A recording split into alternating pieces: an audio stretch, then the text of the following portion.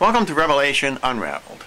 I'm your host, William Tapley, also known as the third eagle of the apocalypse and the co-prophet of the end times.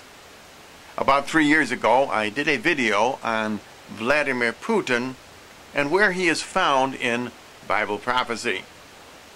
I demonstrated that he is the last king of the north, as found in Daniel chapter number 11. And in verse number 40 of that chapter, he is described as defeating the last king of the south, who is our own Barack Obama.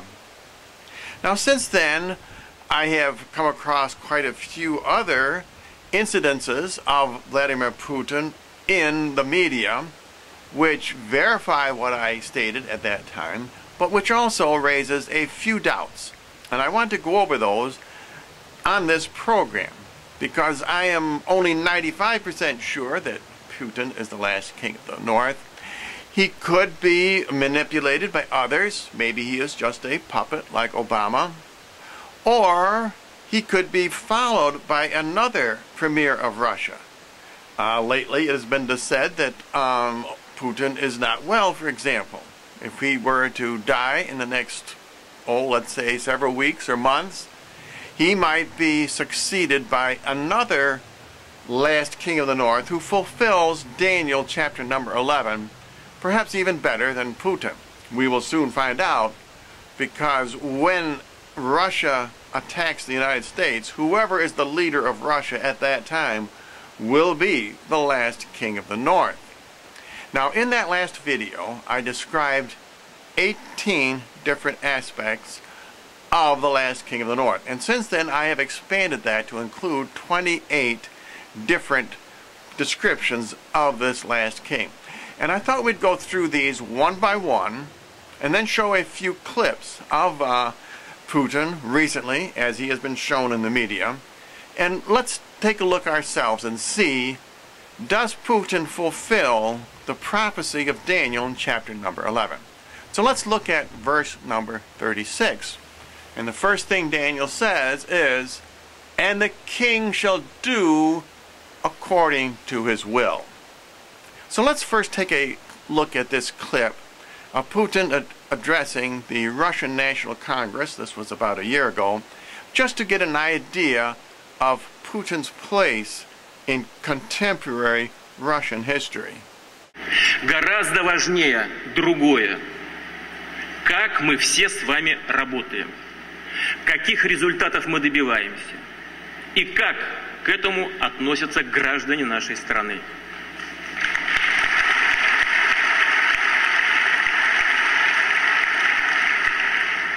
So I think we can see that this first description of the last king of the north does indeed fit Vladimir Putin. There are very few aspects of Russian society which he does not control.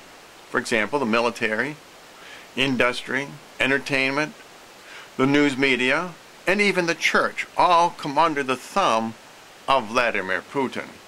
He definitely acts according to his own will. And now let's look at the second and third descriptions of this last king of the north, as found in Daniel chapter number 11. "And he shall exalt himself and magnify himself above every god." Notice the word God here is in lowercase letters. That indicates that Putin is leader of all aspects of Russian society. Let's continue with this clip of Putin addressing the Russian National Congress and taking notice of the logo on his podium. Notice how very similar it is to Obama's logo. В любом демократическом обществе на выборах. Что касается вопросов политико-технологического характера, кто и чем должен заниматься в будущем, то это вопросы второстепенного, как я сказал, значения. Хотя и они имеют определенный смысл и значение. И в этой части у нас тоже есть свои предложения. Однако... And now let's look at Daniel's fourth description of this last king of the north. "And he shall speak marvelous things against the God of gods." Now notice here, God is capitalized. So this is the Lord God Almighty that Daniel is talking about. Does Putin respect the Lord, the King of the universe? Well, this is where things get a little dicey, because he does present himself, at least to the public, as a loyal member of the Russian Orthodox faith. Let's take a look at this clip where he very interestingly describes his baptism in a Moscow cathedral. Когда вот они с соседкой меня принесли сюда крестить, отец у меня был членом КПСС, и причем таким последовательным и строгим человеком. Они это сделали как бы в тайне от него, ну, во всяком случае, считалось, что в тайне. Вот, когда принесли на крещение, то священник, который крестил, сказал, что вот сегодня день Архангела Михаила. И, кстати, говорит, и меня зовут тоже Михаилом. И если вы ребенку имя еще не дали, то могли бы назвать ее Михаилом. Но мама сказала, что вот мы уже зарегистрировали в честь отца Владимир. И тоже мама сказала, что он такой добрый был, мягкий. Батюшка говорит, ну и слава Богу, и хорошо, это наше старинное русское имя. Показал икону здесь в храме.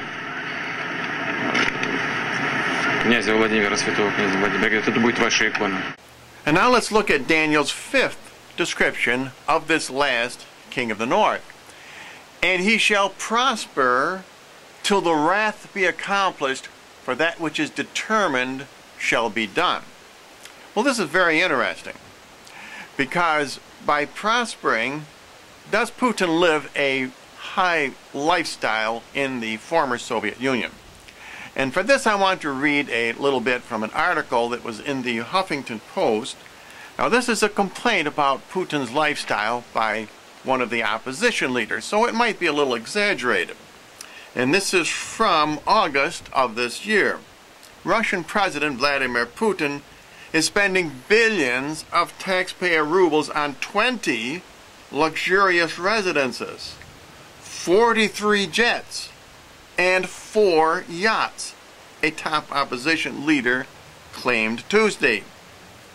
All heads of state use government property and funds for presentation purposes, but Boris Nemtsov says Putin's lifestyle is far more lavish than his Western counterparts. In the report released Tuesday, Nemtsov, a former deputy prime minister, estimated that the maintenance of Putin's residences, jets, and cars alone costs $2.5 billion per year. Putin has been mistaking government property for his own for a long time, Nemtsov said. This is an insolent, cynical, and luxurious lifestyle at taxpayers' expense. Well, as I say, he may be exaggerating, but then again, this is an interesting indictment of Putin if true. But the most interesting part of Daniel's statement about the last king of the north is that he will survive until the wrath is accomplished. This means that after this last king of the north defeats Obama, who is the last king of the south, he will survive until the very end. In other words, until Armageddon. I believe that this means that Putin will be a strong supporter of the Antichrist. I don't believe he's the Antichrist himself. Remember, the Antichrist in Revelation has 3 different characteristics. He looks like a leopard. That means he is probably biracial, like Obama. He has the mouth of a lion. That probably means he speaks English, again like Obama, but also many other people. But he walks like a bear. Now this would leave Obama out of the Antichrist sweepstakes. Walking like a bear means he has the military support of Russia. The bear in prophecy refers to Russia, as we saw on that logo on Putin's podium. So it's very interesting that Daniel says that Putin will survive until the very end. He will be a loyal son of the Antichrist, and I believe he will be the last precursor of the Antichrist. And now let's look at Daniel's next description of this last king of the north. Number 6, neither shall he regard the gods of his fathers. Now again, the gods here is in lowercase letters. And I'm going to interpret this probably a little differently than most. I believe the gods of his forefathers refers to the great Russian culture of the 19th century. This is one thing which the Soviet Union has totally stomped out, and it has not recovered. And I'm thinking of the great musicians like Tchaikovsky or Rachmaninoff, or let's say the great authors like Leo Tolstoy or Dostoevsky. This part of Russian culture has not recovered. And it's interesting that as we look at these clips of Putin, you will see he never gets into the arts. And I'm not saying I know everything about his life. Maybe he does appreciate Russian culture. But we hardly ever hear of what was really the most impressive part of Russia before the Soviet Bolshevik Revolution. And now let's look at the next characteristic of this last king of the north. Number 7, nor does he follow the desire of women. Now, this is the KJV version. In the Douay-Rheims Catholic version, it says that he follows the lust of women. Now, this is one of the most difficult things to determine about Putin. Naturally, his private life is kept private. Certainly in the Russian media, there are rumors every now and then. And as I say, different Bible translations interpret this differently, that he either follows the lust of women or he does not. Now let's look at this next clip, because we'll see that, at least to the public, he presents himself as a family man.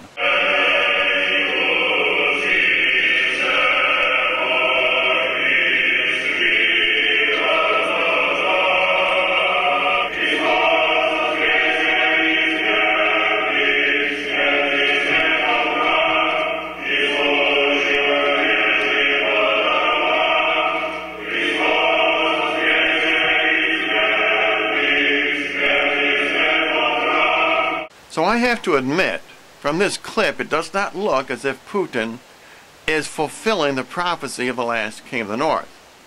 He appears very much a family man, and he also seems to support the Russian Orthodox faith. Now let's look at the next 2 descriptions of the last king of the north, as found in Daniel, verse number 37. Nor does he regard any god, and again, that's a lowercase g, for he shall magnify himself above all. And we've been seeing that Putin does fulfill that part of the prophecy. And now let's look at verse number 38. And we come to one of the most interesting descriptions of this last king of the north yet. But in his estate, now that means that in Putin's official capacity, he honors the god of forces. And that should be transliterated as Maozim, because it means the Muslims. So if Maozim means Muslim, as I suspect it does, then there is a conflict here. Because would a practicing Christian supply nuclear weapons to the Muslims? Putin's public persona is not the same as what he is doing behind the scenes. If he is going to do as what Jesus would do, does it make sense that he would have thousands of Russian technicians in Iran helping them build nuclear weapons? I don't think so. But there is no doubt Vladimir Putin is very popular in the Muslim community. Let's look at what Turkish novelist Adnan Akhtar says about Putin. As far as I see, Putin is the most perfect leader that has come to Russia in the last 100 years. Actually, he's the greatest one in the general European community. He's really a very brave person, a very courageous person. He's on the side of the truth, and he's supporting true religion. He's supporting Islam, and he has... Now in part 2 of this series, I want to take a continuing look at how Vladimir Putin does fulfill Daniel's prophecy of the last king of the north, and how his support of the Muslims overrides his public persona of being a faithful member of the Russian Orthodox faith. And as always, I do offer a free copy of my book, Revelation Unraveled. If any of you are interested, you can write to the address you see on your screen, or simply send me a message to my YouTube channel.